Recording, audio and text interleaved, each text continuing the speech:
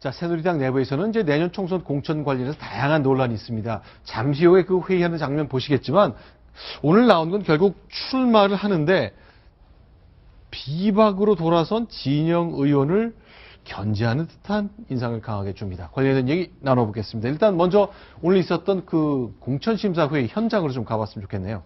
자, 어떤 장면인가요?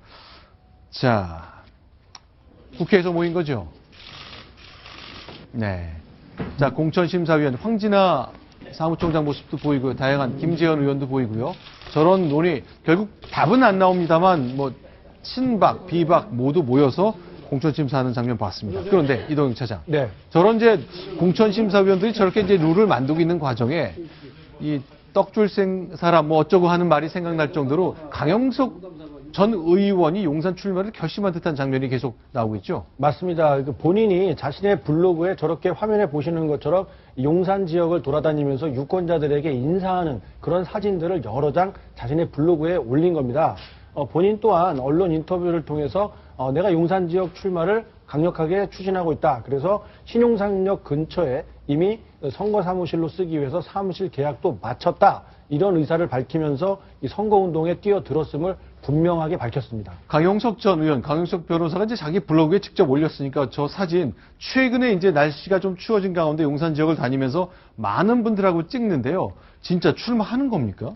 뭐 그런 소문들이 많이 있어 왔는데요. 네. 일단은 지금 뭐 듣기로는 진영 의원 측의 그런 뭐 블로그라든지 이런 걸 통해 가지고 강용석 전 의원이 이렇게 노력하고 있으니까 당신이 더 열심히 해라 뭐 그런 이야기들이 계속 쏟아지고 있다는 그런 소식도 전해지고 있습니다. 그런데 예. 자, 일단 본인 말로는 이제 제명당한 지 5년이 지났으니까 복당할 수 있는 법률적 요건은 됐다고 얘기를 합니다만 황태순 의원. 예. 복당 가능성 새누리당이 받아줄까요? 뭐 제명은 아니고요. 그 당시에 네. 자진 탈당이죠. 네. 자진 탈당이었고 그다음에 아까 나왔던 공심위원회는 아닙니다. 공천제도 특별위원회죠. 네. 공심이 아직 구성이 안 됐는데 안 됐죠. 예. 이제 제가 보았을 때는 그 새누리당 당원 당규에 따르면 사회적 물의를 일으킨 사람들은 받아들이지 않습니다. 네. 그건 아주 당규에 딱 적혀 있어요. 그런데 네. 좀 최근만 해도 여러 가지 뭐 예전에 당을 떠날 때도 그 당시 이제 여성 아나운서에 대한 비하 발언 때문에 당을 떠나게 되고 또 그 사이에도 뭐 여러 가지 일들이 있지 않았습니까? 네. 최근에 물론 개인적인 사적인 일이긴 합니다만은 네. 세간에 그렇게 떠들썩하게 그야말로 사실상 보면 정치인들을 네. 정치 희화하는 네. 그런 모습에 과연 광영숙 전 의원을 새누리당이 받아들인다면 그건 권력에 취한 것이겠죠? 네. 자, 지금 뭐 사진에서 방금 전에 나왔습니다만 탈자가 이제 옷에 써인 것. 그러니까 기호 2번으로 한번 출마하고 네. 1번으로 한번 출마하고 세 번째 3년 전 출마할 때는 8번이었거든요. 네. 무소속이었으니까. 그렇죠. 자, 이번도 기호 한 7, 8, 9 언저리쯤 될 가능성에 대해서는 어떻게 보십니까? 근데 이제 만약에 저 네. 강용석 전 의원이 끝까지 용산에서 출마를 고집한다. 물론 용산구 요즘 조그만 대형 아파트가 들어서고 하면서 좀 네. 보수화되고 있는 것만은 사실입니다만은 네. 보수가 진영 편 아니고 강용석 편 아니고 하면은 새정치민주연합 쪽으로 봐서는 감사합니다.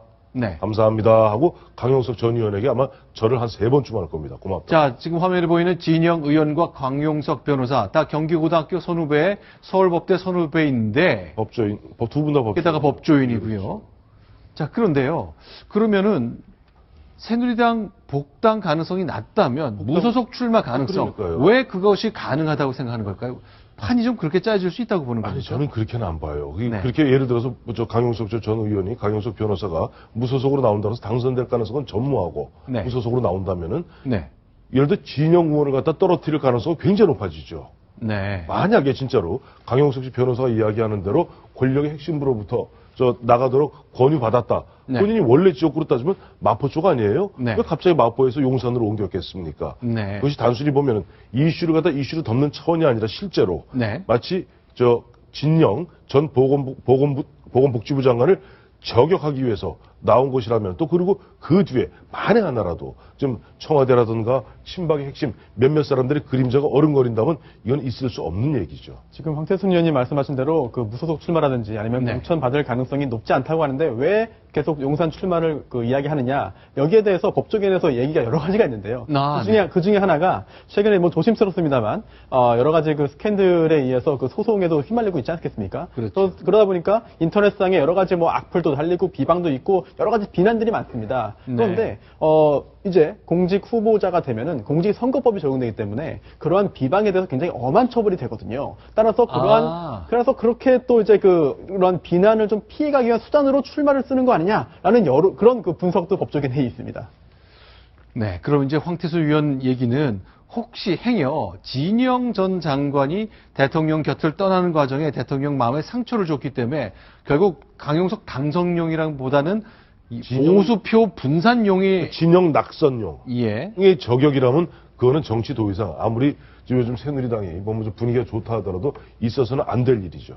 네, 알겠습니다. 어쨌건 새누리당 공천 룰만은 협상 계속하고 있습니다만 아직 공천 룰 확정까지도 시간이 많이 남아 보이는데 어쨌건 강용석 전 의원의 용산 출마 가능성 때문에 진영 의원 캠프에서도 좀 걱정하고 있다는 소식이 들린다는 점 점검해 봤습니다.